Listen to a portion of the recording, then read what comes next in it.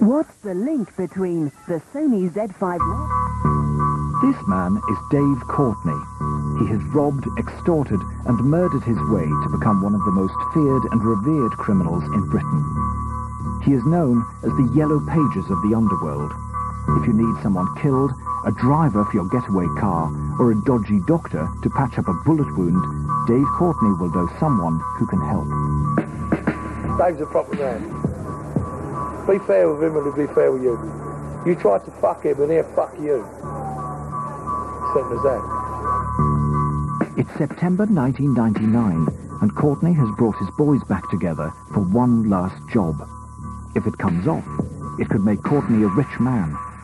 The trouble is, the police are following his every move.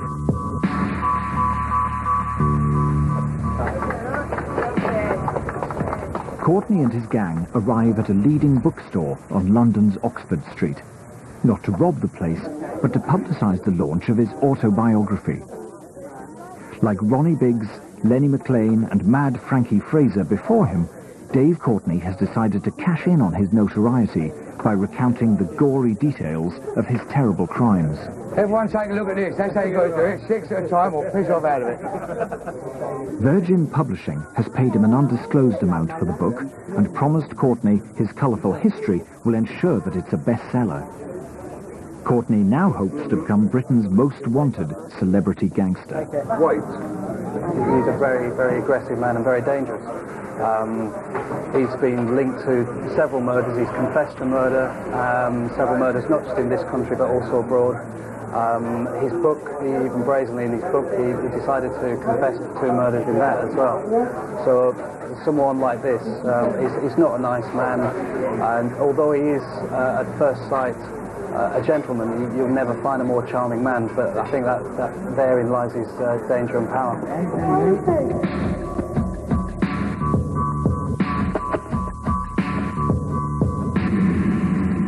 That's it. Dave Courtney has assembled his gang for a photo shoot.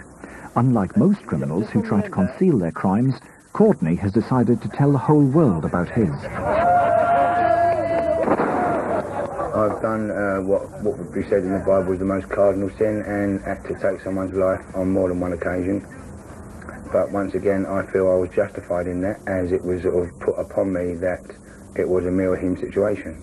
Now, that doesn't happen to normal people in normal everyday life, but in very rare occasions in my way of life, then that does arise. There is certain problems in this life where people need a fucking good hiding, and Dave was the one that would usually give it to them. You know what I mean? He would be the chosen one. People would say, Dave, this fucker really needs a hiding. We can't talk to him, we can't deal with him, so Dave, they knew, would go and do the job. A lot of the things that he's had to give people a clump for, he has made sure that he's justified for it. He's got morals about the way he handles his life, and I respect him for that. People might look at us lot and say they're a complete and utter rabble, but Dave can control that rabble. You know, he can pull them all together as one and control them. There is so many people out there, if they heard a whisper of anyone going to harm him, they would fucking jump to his defence. You know, he can rustle up a proper army when he wants to. What I think my main input into the criminal world is this. I provide morale. I make the criminal game look like a careers option. You might expect a gangster like Dave Courtney to come from a criminal background. But on the contrary, his father was a Cub Scout leader and his mother worked as a store detective in Woolworths. His mother says she struggled with his behaviour as a boy, but that early efforts to reform him failed miserably. Oh, yes, you tried. Very hard you tried, and you sat for hours and talked at night time. You sat and waited because you were worried, you didn't know where he was, so you sat up till 2, 3 in the morning, you'd come in, you'd talk to him for hours again to know why, what and wherefore. You just talked and you think, oh yeah, I've won, I've got through, yeah, fine. You know, you'd go to bed and you think, next day, you hadn't got through at all.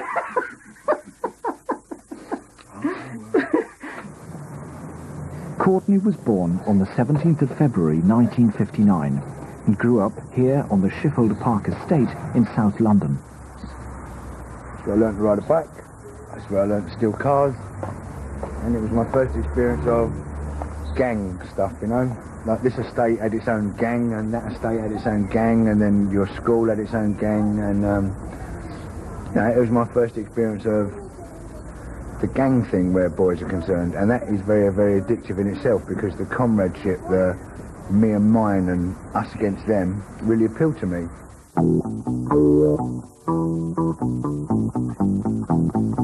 At the beginning of the 1970s, a young Dave Courtney attended Forest Hill School. He was considered a problem pupil, but one teacher did manage to get through to him.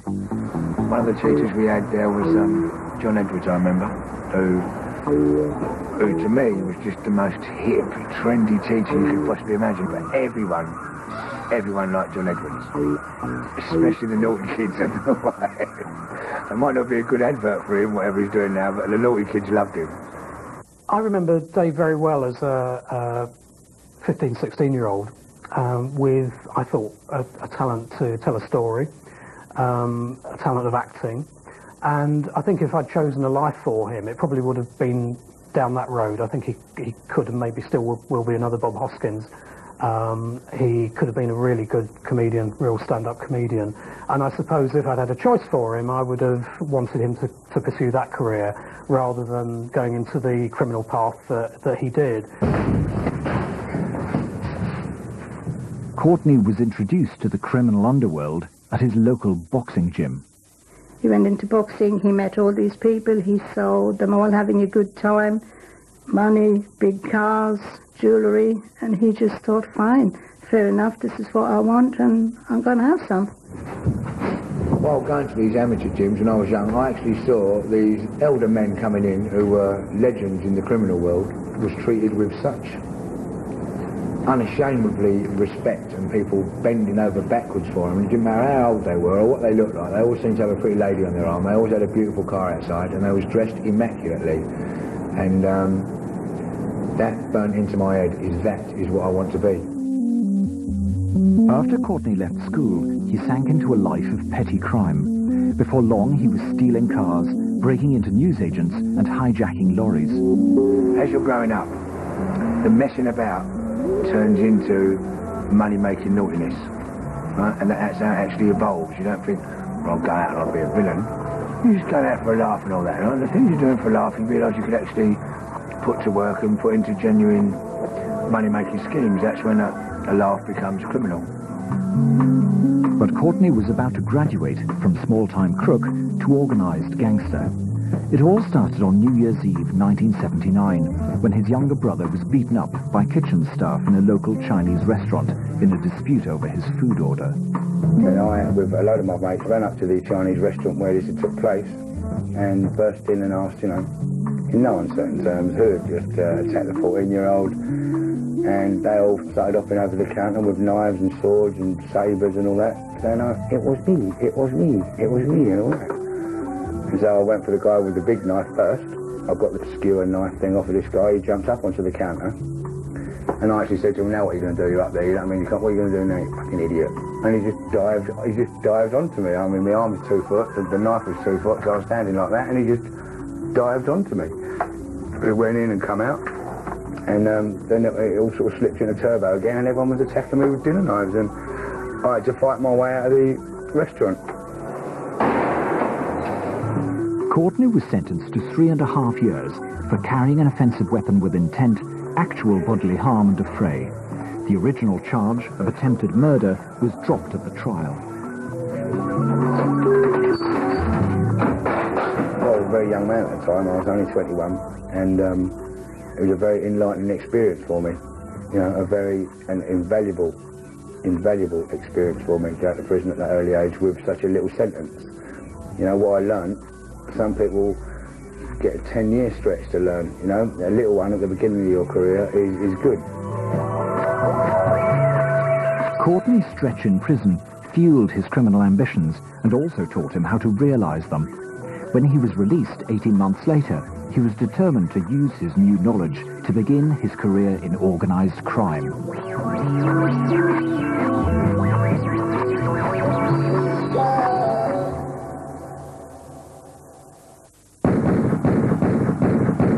this and he fucking tries a real one. Excuse me, mate. No, wait. No, wait. Let me do my glasses. Oh, wait, let me do my glasses.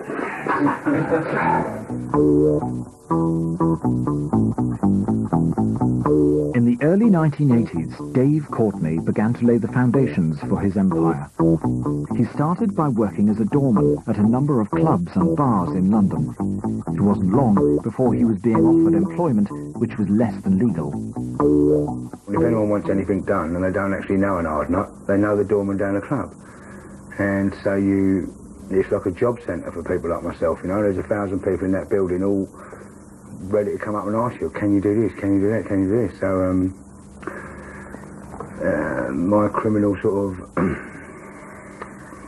field accelerated greatly when I took over a load of doormen. Courtney was ambitious. Soon he was managing whole teams of doormen, and he was making the contacts that would prove to be the cornerstone of his criminal career. Can't come in with them on. Nicky Goldtooth and Marcus both worked security for Dave Courtney. There's doormen who want to just work on the door, and there's other doormen who want to actually employ people and get on a little bit further than that, and then have the team working for them. And I mean, obviously, there's a fair bit of money to be made in it. If you can build the teams up and run it properly, you'll get a good reputation. If you get a good reputation, you'll get more and more places to take over. Dave, I think, took a lot of the troublesome places over when he was a lot younger. Well, a lot of other door teams didn't actually want them. So I believe, you know, he worked quite a few rough sites before he got into sort of decent clubs and sort of earned his reputation from working those. One of the first spin-off jobs from the door security network was debt collecting. Courtney was known as an enforcer. His job was to recover money from reneged deals and dodgy loans. How he recovered the money was left to his discretion. Debt collection works like this. It's very easy to justify the violence, if you use violence at all, in a debt collecting job. Because I don't feel as if I, or me or mine, are doing actually anything wrong. This person here has robbed that person there. Right? So whatever methods I use to get his money back for him, I've got my Robin Hood hat on. Right? I'm justified. How you now handle debt collecting my way is the psychological approach. Right? If you approach somebody with as much dignity and respect as you possibly can, and by looking at you, he knows you don't have to do that. Right? He knows that me and the two blokes standing on his doorstep could cause him the biggest problem he had had in his life and give him such severe pain that he would never ever forget it. But you're actually being very nice and giving him the opportunity to rectify his mistake, right? And also explain to him that by doing this to you, mate, I'm justifying it with myself, what I'm going to do to you later. She knows the real Dave, and if I have had to go and do something, she knows there's a good reason for me doing it. That would not stop the embarrassment in me by sitting here with my mum and saying, well, Mum, I've actually chopped a man's finger off with a set of rose cutters, or I'm afraid there's a couple of people that have lost their life down to me and all that. I've never once in my life had to do that. She wouldn't want to know it. I wouldn't want to say it, and although she's read it in the book, she's never asked me about it, and I've never offered the explanation, but I'm sure my mum knows that I wouldn't run along and take someone's life for nothing. That's true. Although Courtney the enforcer favoured the psychological approach, he was nevertheless prepared to murder people when it suited him. Seymour and Brendan are two of Courtney's oldest friends. There are certain people who are so mad and big and strong and powerful, you can't go up and have a conversation with them because they will fucking kill you. So the only way you can deal with it is kill them first. You know, you'd much rather be the one that's there the next day being interviewed about the killing than the one who's in the box. I was paid a considerable amount of money to go to another country and stand beside someone and look threatening enough and hope that he wouldn't rob us while we was doing a transaction with money. And I obviously didn't look scary enough, and he did try to rob us, and the person that I was with was shot dead in front of me, and I had a second and a half to make up my mind whether I was going to shoot him back or whether I was going to be the next one lying on the floor, and I made up my mind in half a second and shot him. But Courtney's cunning has always enabled him to escape conviction for murder. On one occasion, he even used a nightclub's closed-circuit cameras to provide him with an alibi.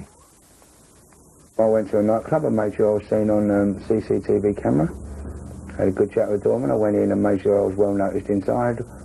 My missus went onto the stage and started her act. I went out the fire exit, drove round to the man's house and shot him.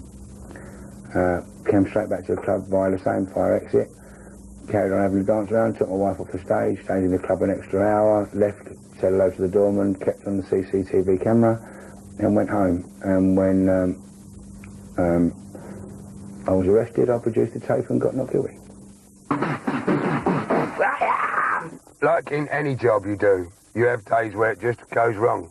And I have kicked many a door down and gone flying down the passage, standing on the door like a surfboard, to the wrong house. I have thrown furniture through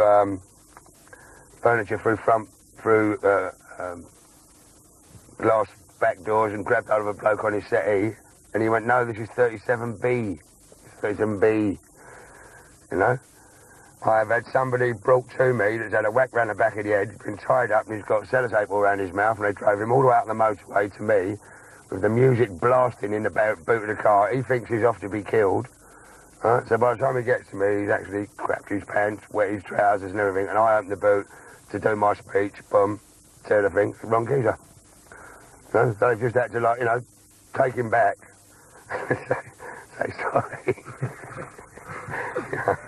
Got 50 quid in his pocket and say sorry. How much money have I earned? I've earned over £1 million. I've earned my way £1 million.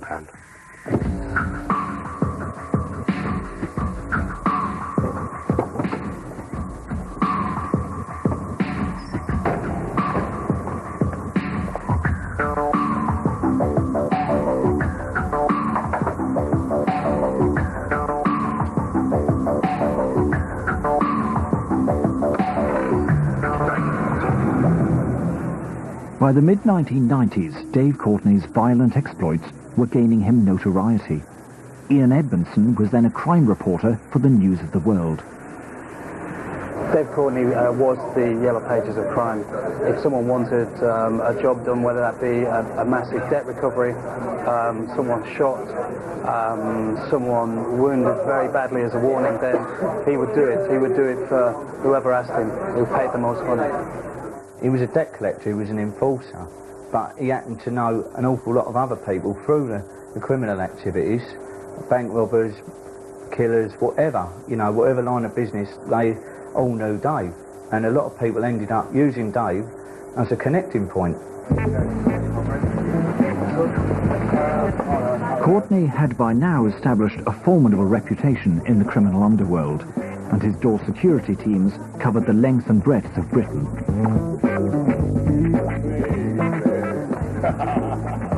Dave had about 500 flat-nosed geezers working for him, you know, a proper big firm. I mean, they're all his friends, and he could call them up at any time, you know, but Dave run all the doors, you know. That was it. They were Courtney's doors. This army of doormen didn't go unnoticed. Courtney was about to enter the Premier League of crime. The catalyst was a phone call from deep inside Maidstone prison. The caller was Reggie Cray.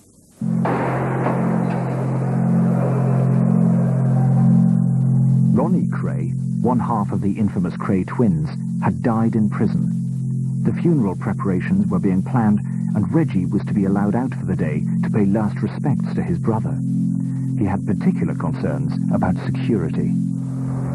I know everybody's a Cray Twin fan, and they thought that someone might come here and try and desecrate the body and all that, and so I slept in here. But on the day, it was unbelievable. This was all fenced off.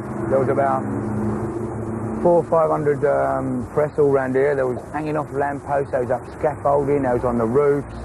And it was all fenced off from there, and this was just a mass of reeds. It was the most beautiful flag you've ever seen in your life. There was like untold television cameras everywhere, and nearly over 250,000 people, the biggest funeral since Winston Churchill. And for me, it was very, very scary, because I was running the security, and if anything went wrong, it was falling on my head. One of the most memorable conversations I had with the chief of police at the time was, I was being a little bit cocky, like I normally am, when he was saying about what policemen could do that my security men could do, and I was saying I could do everything that a policeman could do. And he said, one thing you can't do, he said, we haven't ruled out the possibility of snipers, he said, and one thing we've got that you haven't got is we've got firearms. And I said, well, no. I said, you're wrong there, Gov. I said, because the one thing you've got that I haven't got is firearm certificates. We've got the guns, and he just didn't find that very funny at all. Well, now, this church holds 150, 200 people, and out here there was maybe 250,000. Now, what 200 do you let in? You know, that is do you let in someone that's never met him before by accident and say, all right, and then go no to someone that spent 20 years in a cell with him? Now, you've got to know who is who, and that was the hardest bit of the lot. I had 160 blokes on the day. Mr. Glasgow, Mr. Newcastle, Mr. Liverpool, Mr. Brighton, Mr. Manchester. I picked the cream of the crop, but what I needed here was not really good fighters to bash someone up if they'd done something wrong. I needed people here that was scary enough looking to stop you doing it. You know, if someone was going to throw a stone at Reggie's car, what's going to stop him doing it? A 23-year-old ginger spotty kid in a police uniform that's going to lock him up for the night for disturbing the police and let him out in the morning, or a 6'8", 20-stone Glaswegian with a lump in his pocket? You know what I mean? I know what would frighten me. One's going to nick you, one's going to pull your arms out of his socket and bash you around the head with it, you know, and it went off perfect. But Reggie Cray wasn't the only one to notice the formidable army of hardmen under Courtney's command. Whilst on holiday in Tenerife to celebrate the successful Cray operation, Courtney got a call telling him things weren't well back home. His door empire was systematically being shut down, his pubs were being forced to close, and one by one his nightclub contracts were being cancelled. When he returned, he realised the job that was supposed to bring him more work had brought him a lot of unwanted attention. After the Cray's funeral, we thought it was going to have a beneficial effect, and we thought it would actually bring in more work because of the sort of status attached to it. Instead, it worked the opposite way around. The police became overly interested in Dave, and if anything, it made him a target. It made him a target to shut him down. I think probably one of the main reasons is that a civilian shouldn't have, they thought or felt a civilian shouldn't have that much control or that much power over such a large number of doormen. Well, actually, right almost a week or two after, Dave was shut down by the police. We all lost our jobs at the Hippodrome and the aquarium and other places where our other pals are working, because the police put the squeeze on the management and the owners to have Dave Courtney's men out the way. They want to fit him up. The Clayton funeral actually brought me into the limelight where the police are concerned, and from that minute on they decided to close everything down, and you cannot beat the system. I'm afraid you can't. You know, you have to sort of cut your losses and go, boom, well, I won't do that no more. You know, if I carried on being a naughty man, I would be in prison by now. By the end of 1995, Courtney needed to find a new line of work. So he decided to capitalise on his violent past and the public's appetite for true crime. He set out to remodel himself as Dave Courtney, celebrity gangster.